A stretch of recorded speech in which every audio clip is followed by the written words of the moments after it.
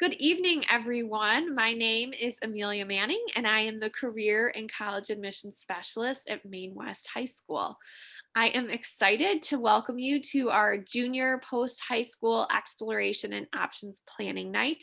And thank you for joining us, whether that be in the evening or during the day, whenever you're able to watch this video.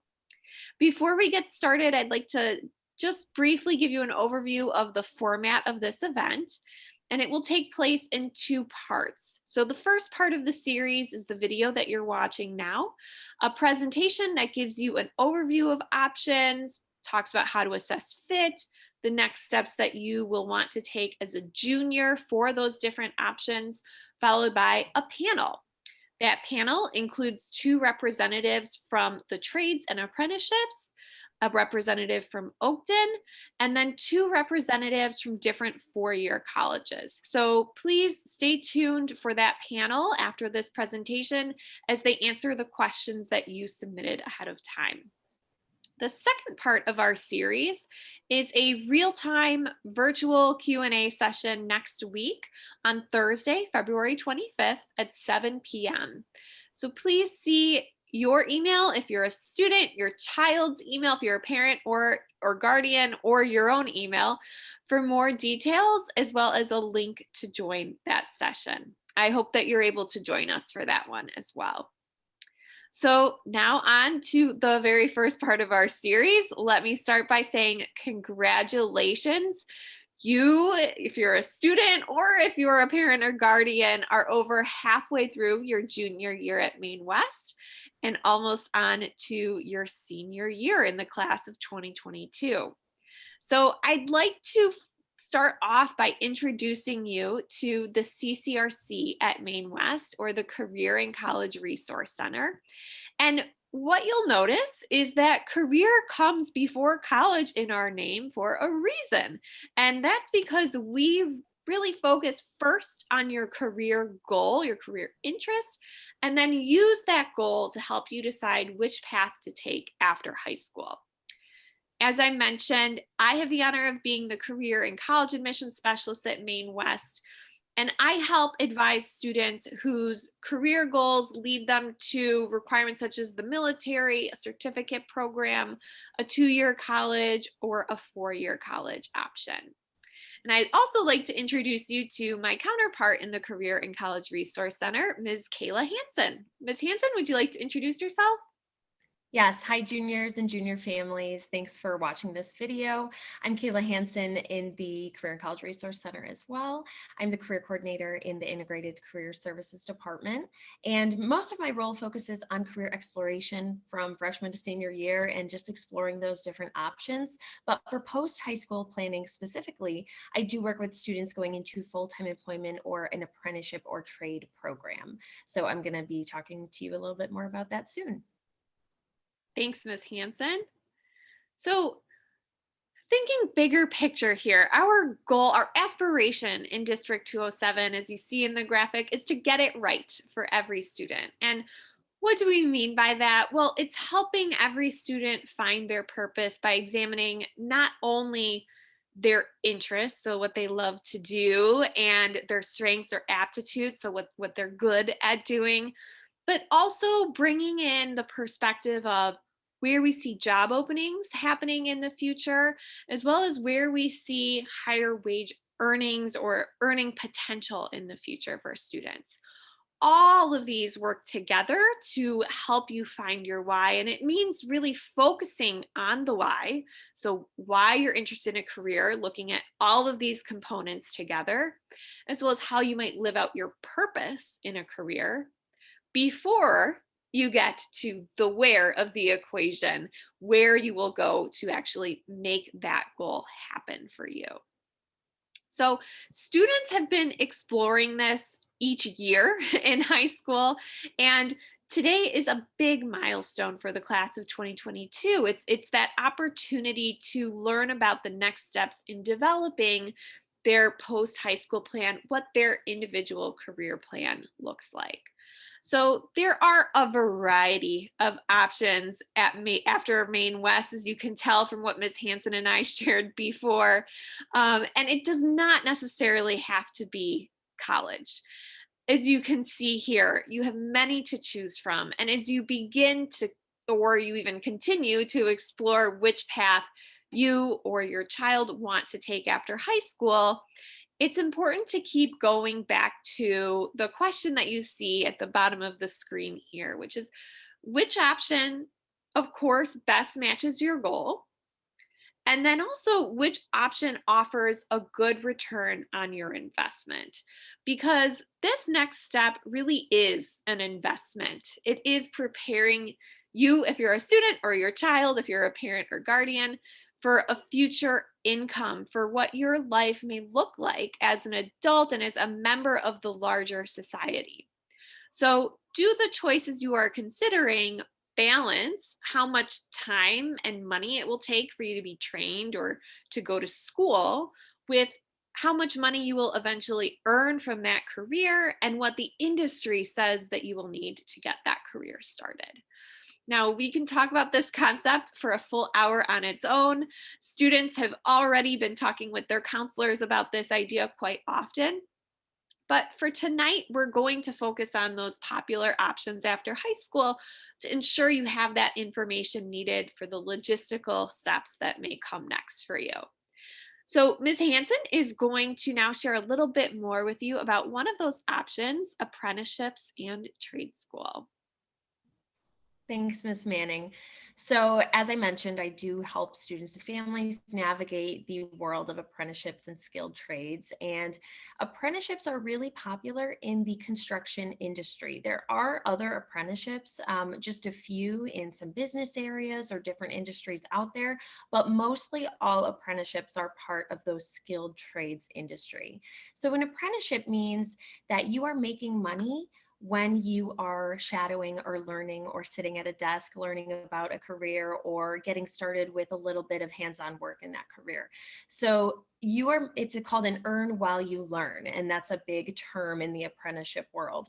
And apprenticeships are really growing. Most places are offering them and really growing in the knowledge of the student base as well in high schools to know that this is an option for you for a good return on your investment, because you don't have to pay to do an apprenticeship. You don't have to pay people to go there. You're actually making money. You're earning while you're learning. So that's just a little definition there. There are a few different tracks of apprenticeships and skilled trade programs, one being the union trade apprenticeship programs. We are lucky to live in Chicagoland, and there are plenty of trade program opportunities out there for our students to apply to. They would just have to have transportation to and from that location in that training center. Examples are carpentry, plumbing, pipe fitting. You get paid from day one on the spot. So that's a pretty exciting career path. And if you'd like to do hands-on stuff, it might be a really good fit for you. Second track is a manufacturing apprenticeship. The manufacturing industry really needs a lot of skilled workforce to come in the next few years, because they are having a huge chunk of their workforce retiring, just like in the construction trades as well. So that is usually paired with a 2-year free associate's degree, along with 3 days a week training on the manufacturing equipment and 2 days a week at a community college, and you'll obtain a free 2-year degree with that option. And then last is a local company apprenticeship. There are some local organizations and companies that offer apprenticeships to our Maine West students. And these can vary in what they are going to be. It's sort of like a full-time employment, but we do make sure they have a track to progression, a track to receive either tuition reimbursement or a certain certification that will set you up for a good plan in the future. So application steps and dates differ from program to program. It's not as clear as more of the college pathways that certain dates are all outlined for you, but that's why I'm here to help. So I have some steps for success to you for you on the next slide here. So your first step to success is going to be exploring programs and potential options. There's a lot out there. Many of them are all listed in our CCRC Google Classroom. That is the code to join in bold right there. And that has an apprenticeships topic that underneath it, you will have a personality quiz on what trade is right for you. You will have information on all the union trade centers and where they're located, along with pay rates and wages for those trades. and job openings projections for the next 10, 20 years. So that's great information to look at, especially if you're starting to look into apprenticeships, as well as our virtual options fair site. And the link to that is there. The options fair happens every year in the fall. And so this past year in 2020, we couldn't really do a big fair. So we had to make a virtual site and put every resource on there for it. And there's video interviews with those representatives from the organizations that offer apprenticeships that wanted to participate in that fair. So the options fair really focuses on those 0 to 2 year career investments. So that could be anything from a trade, a certificate, or an applied associate's degree, which you're going to hear about in a little bit. But all of those apprenticeship programs are represented there as well. And, we will have another options fair your senior year when you get there in the fall, whether it be virtual again in a modified version of this site or, somewhat in person. We'll see how that looks, but that is going to come up your senior year as well.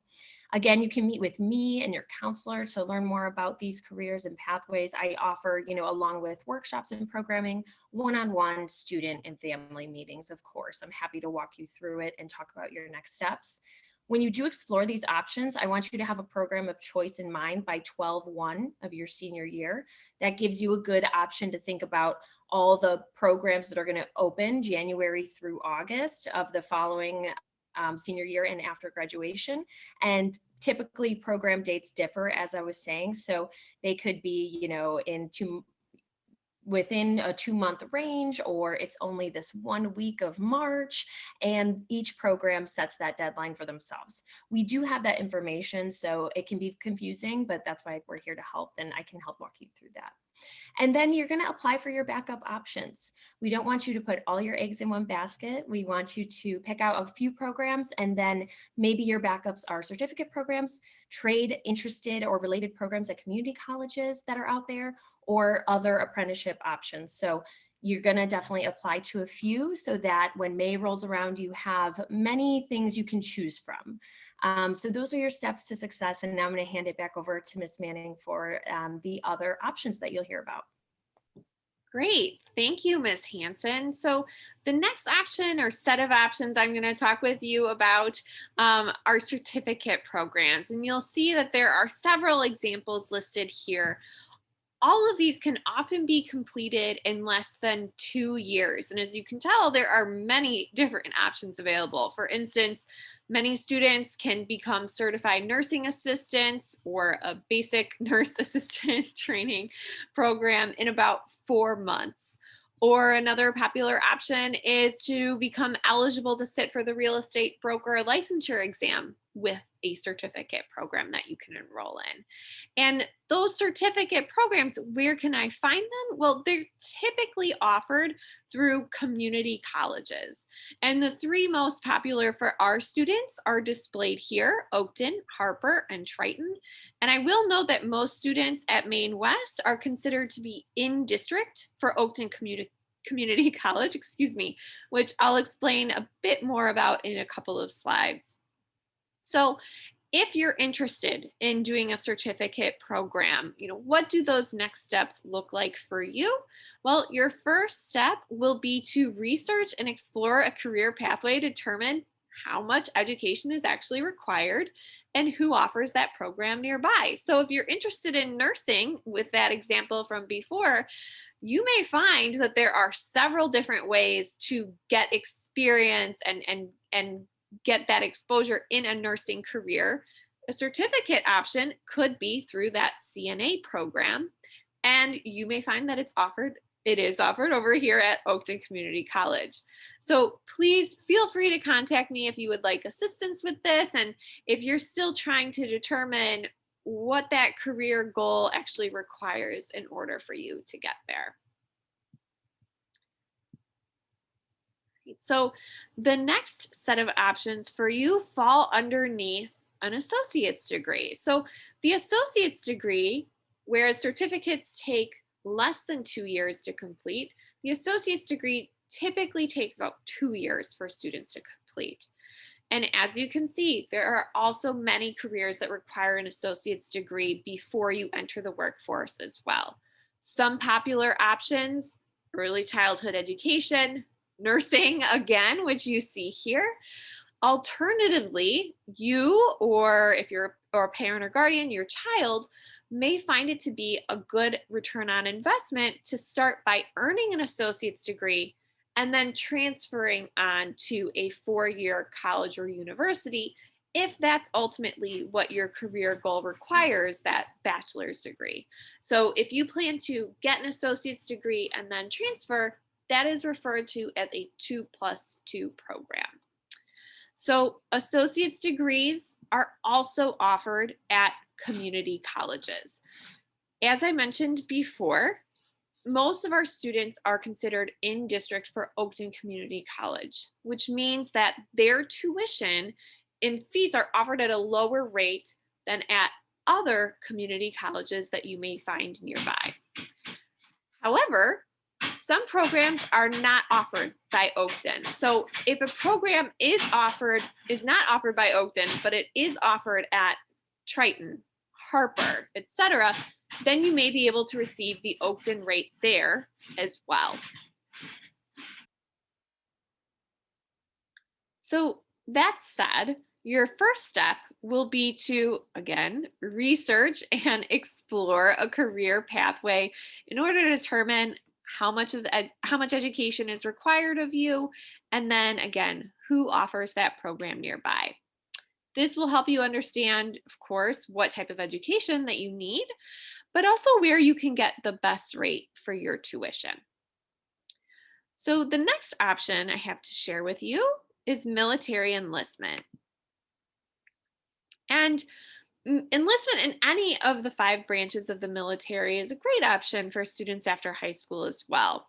Other options that you may have to get that military experience would be to attend college at a service academy like West Point, to sign up for something like the National Guard, or to do an ROTC training program while at a college or university. So there are many different ways where, if military enlistment is important to you, that you can achieve that goal as well. So, for those students, the first step is to talk with a recruiter, which they can do through the CCRC, or they can do through the options fair that Ms. Hansen shared information with you about earlier.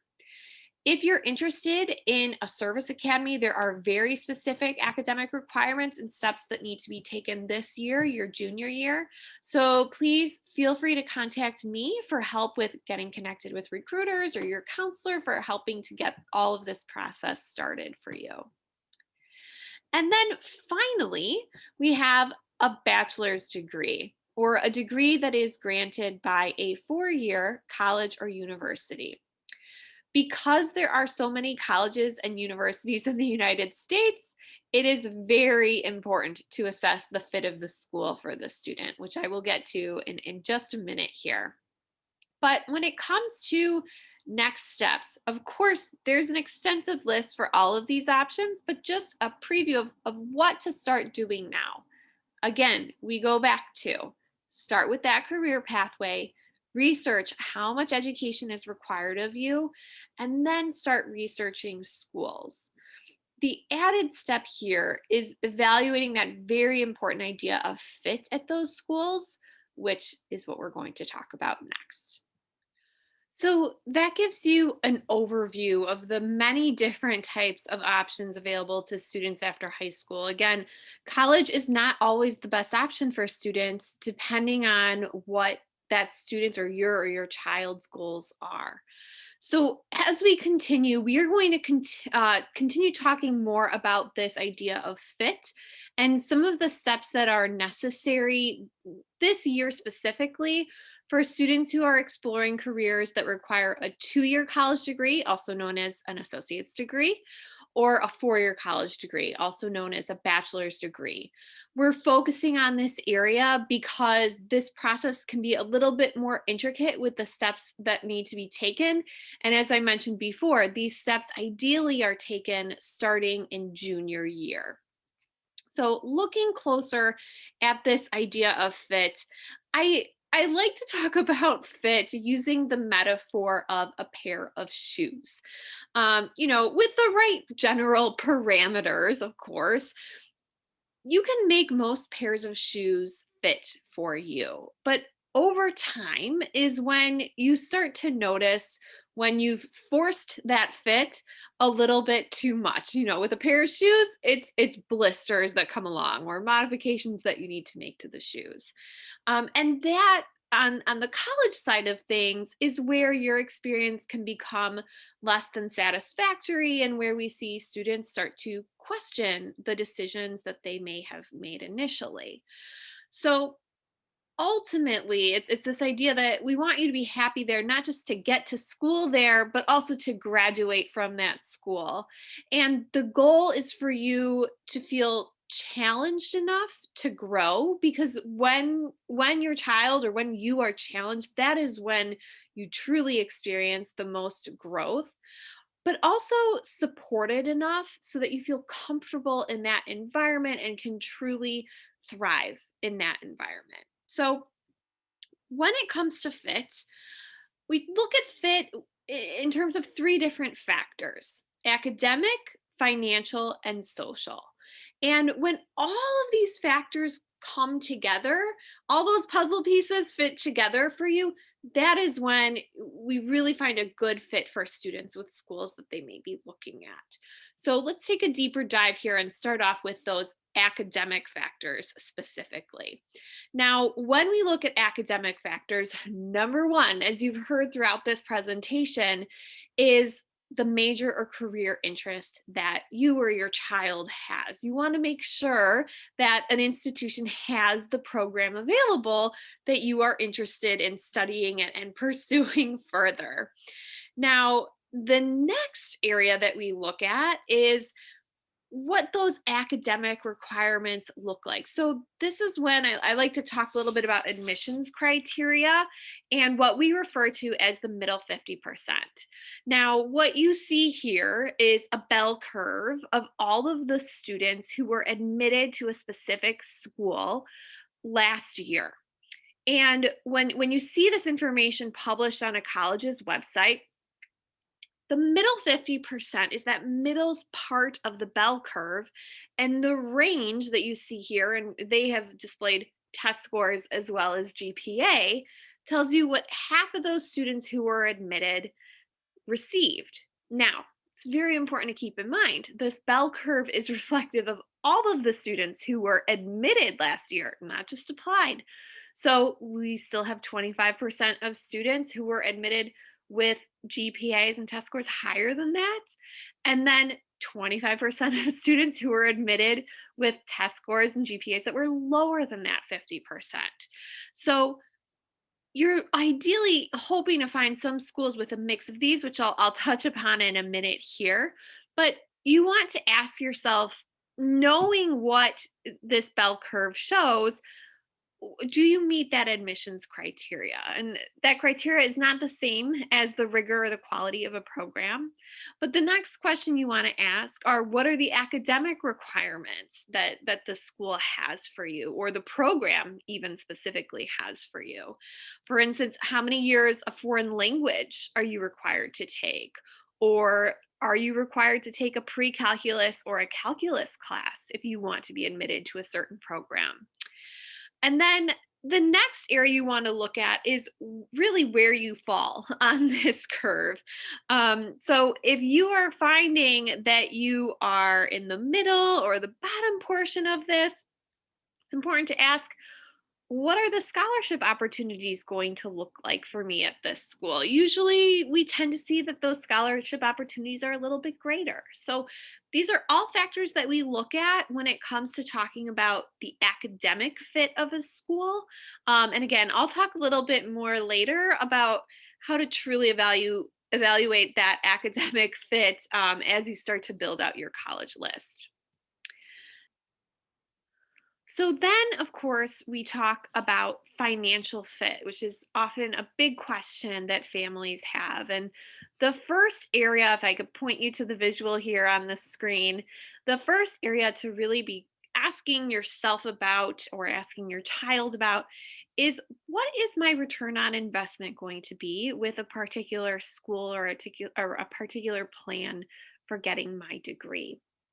So by this, when we focus it in a little bit further, I mean things like what's the return on investment of getting my degree at a school that maybe has a flashier name, but is also more expensive compared to a school that doesn't have that very selective title that comes with it, but is a bit more reasonably priced for my family when both options are going to provide you the education that you need to move forward. Alternatively, it's important to think about ROI from a long term standpoint. Does your future career require you to have an advanced degree? When you're thinking about that, where do these investments come in along the way to ensure that when you get your master's degree or your doctorate, you don't end up with quite so much student debt as you might see otherwise? So, important questions to be asking that are more specific to 4 year schools. And this question is certainly something that you will revisit throughout senior year. It's important to start now as you're researching schools, but then you will also revisit the idea of return on investment as you start getting information back from schools about costs.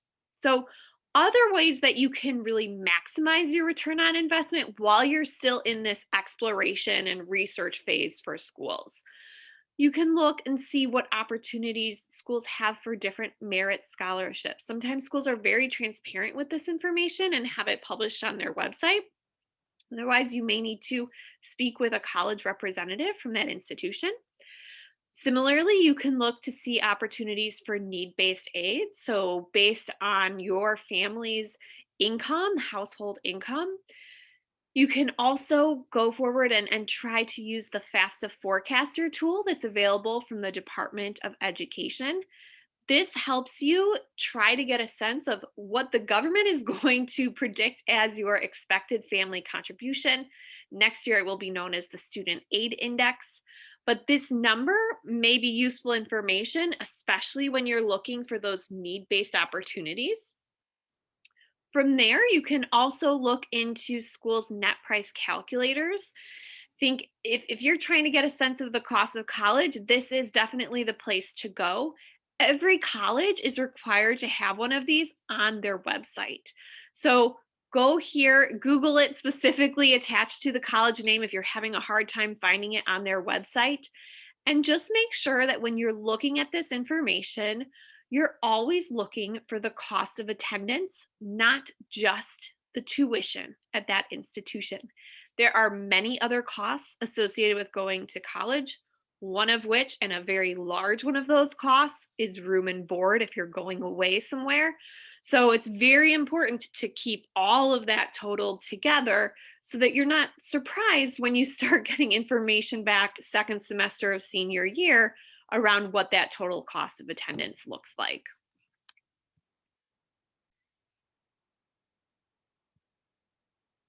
So then finally, we look at those social factors that I mentioned before and can kind of break these up into two different categories, one being environmental factors and the other one being more personal factors. So, starting off with those environmental factors, this is where you can really narrow down those more than 3,000 schools in the US fairly quickly by thinking about what are your preferences when it comes to the size of the school.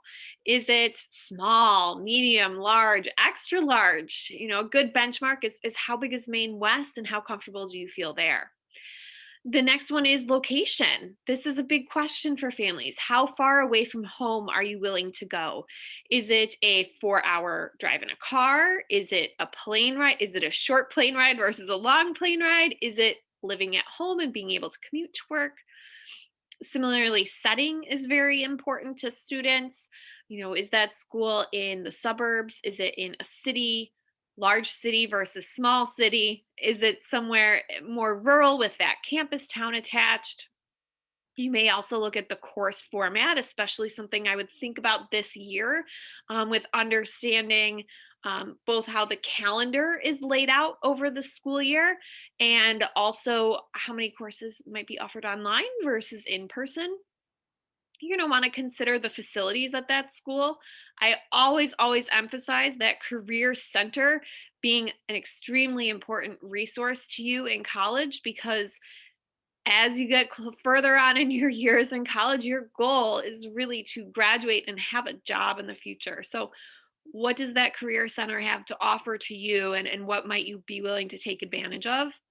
And then, of course, public versus private versus for profit schools. I'm happy to help you unpack this a little bit further. But very briefly, public schools tend to be a bit larger, tuition and fees tend to be a little bit lower. Private schools will look more expensive in comparison. However, they may offer you more money in scholarships, and then for profit schools, where we really look at what other opportunities may exist for you if you end up changing your mind later on. And also what are you getting from that degree that you may be able to get elsewhere as well. And then looking at those personal factors, this is where things like extracurriculars that a student is particularly interested in or hobbies they may have. Certain schools, for instance, are more connected to the outdoors, or certain schools have more students who have more of an activist mentality. Athletics as well. If you are an athlete and you're looking for a very specific sport at a school, that may be something to consider, as well as special programs that are available. For instance, are there special programs for first generation students that help you with that transition going into college? And then support services. So, your own health and wellness, what is available to you on campus? And ultimately, I think a really important question to ask here is, are you fitting in, right, with your characteristics, your demographics? Or are you going to be a student on that campus who is representing? And which one are you comfortable with? This is a very personal question, but it's something that's important to think about as you evaluate these different campuses and start to learn more about their student populations. So, obviously, fit is a complex equation. It's not going to be an immediate answer for you, but here are some suggestions for you as you start off this process and really start thinking about what might be right for you. The first one here is self reflection and conversation. Self reflection is extremely important, as you'll hear in our panel in a few minutes here, uh, because it's really important to start thinking about what matters to you. Oftentimes, our juniors haven't had the chance to really think about this yet. And conversation with the family is also important in terms of what matters to the family, and sometimes family members have insights into what students may prefer as well as the students themselves. Now, other ways you can explore fit are by attending official, and I have that italicized for a reason, visits, tours, events that colleges and universities have to offer. You do want it to be official because you want to show that you are interested in that school in some cases. In other cases, you want to make sure that you are getting very credible information from that institution. But these can be available to you. Some schools are offering them in person. Many schools are offering them virtually. I think you're going to see a combination of both. And to find those, be sure to look with that college for the Office of Admissions. That's how you know that it's official, is when you're going through an Office of Admissions. Now, the next area to go through is research. Research is incredibly important here. And of course, you can do a lot of research online. Naviance is a tool that we use as a district that counselors will be in English classes talking about next week. But Big Future is another tool that helps you search for colleges. Both of them allow you to go through different criteria to see what might be out there. Of course, there are plenty of books and lists out there for you to take a peek at and read actual kind of student summaries of what schools are like. and then events that the CCRC will put on through the course of the semester. You'll find that we are able to have many different speakers come in. We had many speakers last summer that you have access to in that CCRC Google Classroom as well. And then next would be college representatives. So, college representatives or college admissions counselors exist for a reason, I always say, because they like to work with students and help them along this process. So, I always encourage you to reach out to a college representative, especially if you have a specific question. They're really such good experts about their specific schools. So, we will have an opportunity for students to hear from college representatives in panels March 17th through 18th, and again, April 13th through 14th at night. Registration is available for this. Usually, it opens up a week or two before the event, and I will share that information with you. But it's a good chance to get an overview of what's happening, and you can always follow up with college representatives individually later on. And then the last section here is exploring fit through current students at different schools. I think this is incredibly useful. You can find current students. Sometimes you can contact a college representative and ask, I'm really interested in this program. Do you know anyone I could talk to? But you can typically find opportunities to interact with them virtually through the college website. And many times you will find them on social media, especially on a college's social media platforms, to help you kind of get a sense of what a day in the life is like. Now, there are many more resources available to you in that CCRC Google Classroom that was shared with you all today. So please take a look. You may find it under resources for juniors. You may find it under, 4-year college options. So please make sure that you take some time to really look at what those resources are for you. So, as you go about creating your college list, and this will probably happen more as you get through the summer and into the fall, but it's important to keep in mind that you are really targeting about 5 to 8 schools on that list. To be realistic, there is only so much time to fill out those applications once the school year gets going. And if you're applying to a large amount of schools above that, I think it's really important to reflect on why do you need to apply to so many schools when you may be very happy with a certain number of them. It's also important not to think of this as 5 to 8 schools, with one school being your dream school. Try to think of it as 5 to 8 schools that are all your dream school or very, very close to one another.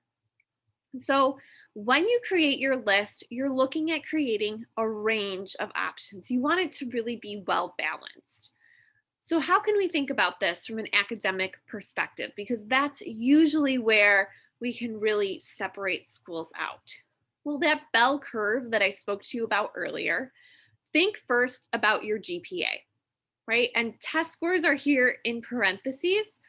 Depending on what your score looks like, you may or may not need to apply with that test score. So, going with your GPA, if your GPA falls in the middle of that mid 50 range or within the mid 50 range, then that school is a match for you, right?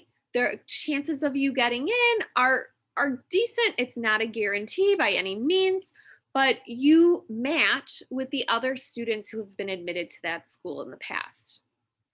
Now, if your GPA falls above that mid 50 range or even the average that a school publishes, we call that a probable school. Sometimes people refer to this as a safety school. However, it's very common for schools who were once safety schools to move into that match or even reach category later on.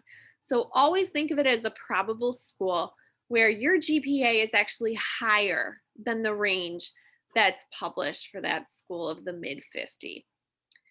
And then you also want to include a couple of schools that are reach schools. So maybe your GPA is below the mid 50 of that school, but that doesn't mean that there's no chance of you getting in, right? 25% of students typically are admitted to that kind of reach framework.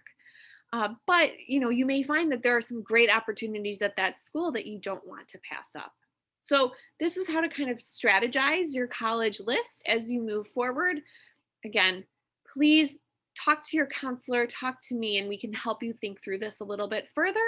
But as you start researching schools now, start placing them in your head of where would this fall for me? Would it be a reach, a match, or a probable school?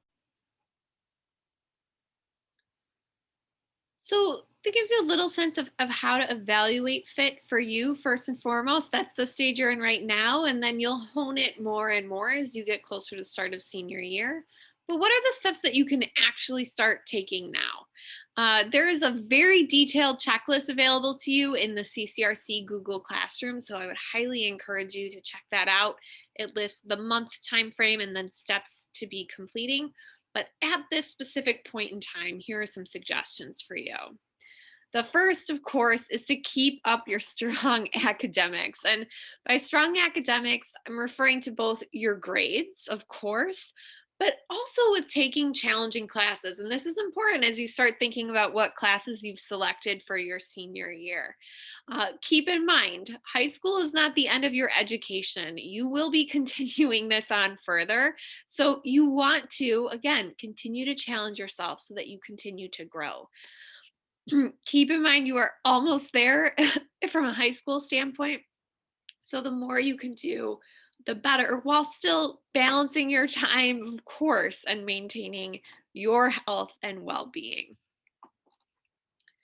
The next here is to prepare for the SAT, which for you, you will take in school on April 13th. All juniors will take this.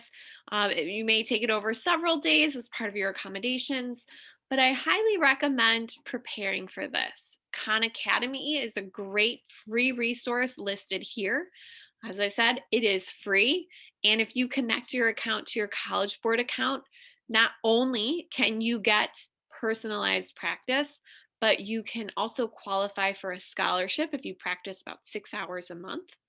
But of course, there are test prep classes out there. There are books out there. I will tell you, the Des Plaines Public Library will actually let you check out those books rather than being reference books. So that may be something to look into.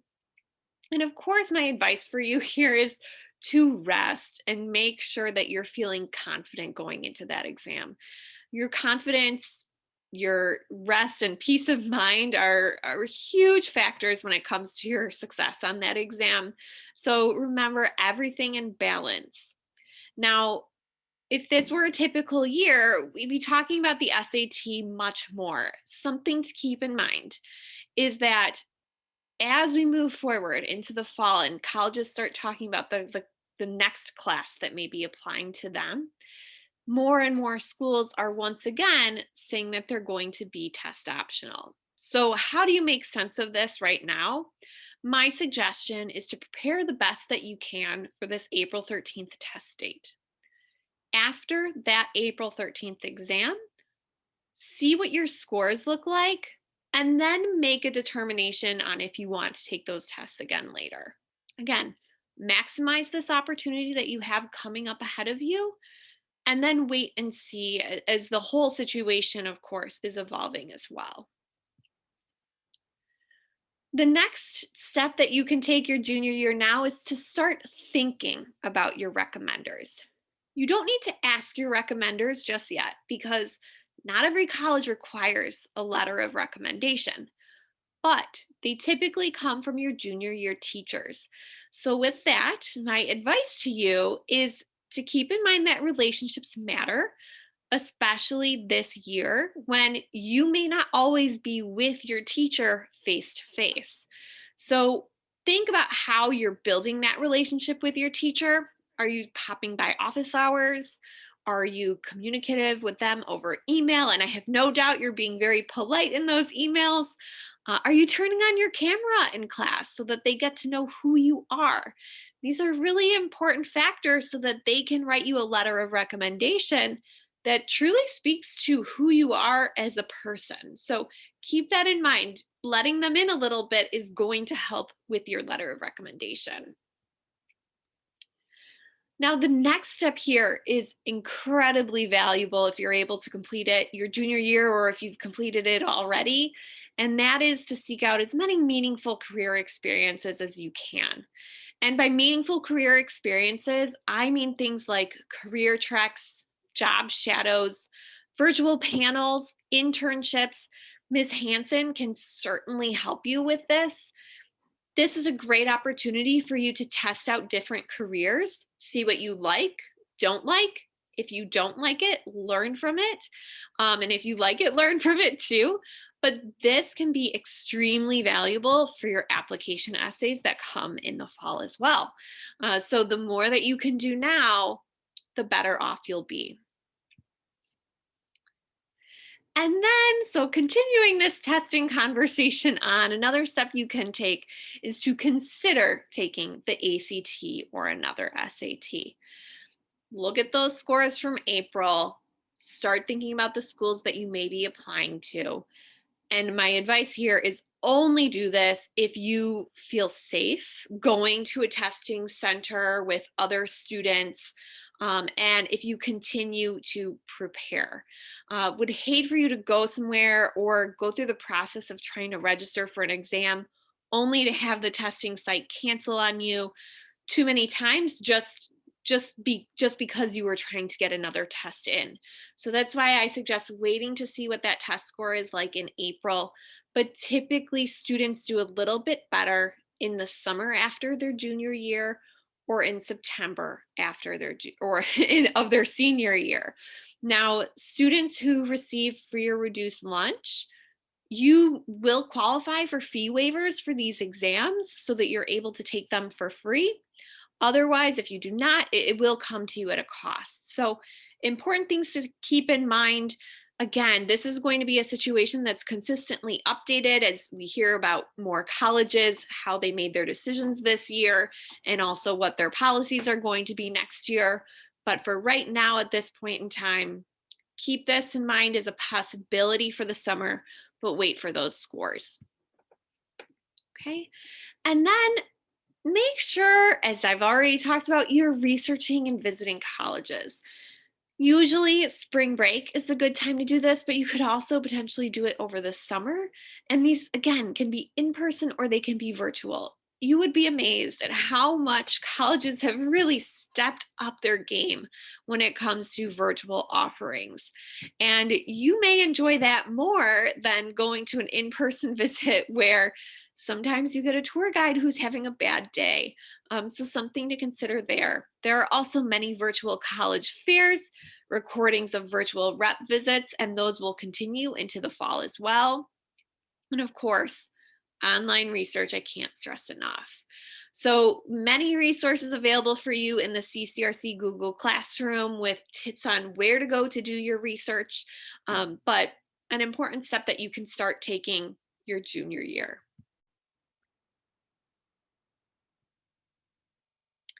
So that concludes the presentation portion of this evening's event. Again, I'm Amelia Manning, your career and college admissions specialist at Maine West. And joining me earlier was Kayla Hansen, our integrated career services coordinator. If you have any questions, please feel free to reach out to either one of us with the information that you see here. You're also more than welcome to join our Q&A session that will be hosted live on Zoom next Thursday, February 25th from 7 to 8 p.m. You see the link here. If you enter that in, you should be able to go straight there. Now, this evening's events aren't quite over yet. We have a wonderful panel for you to see next year. So please hang tight with us or watch the panel at a later time, but hopefully this was helpful to you. Thank you.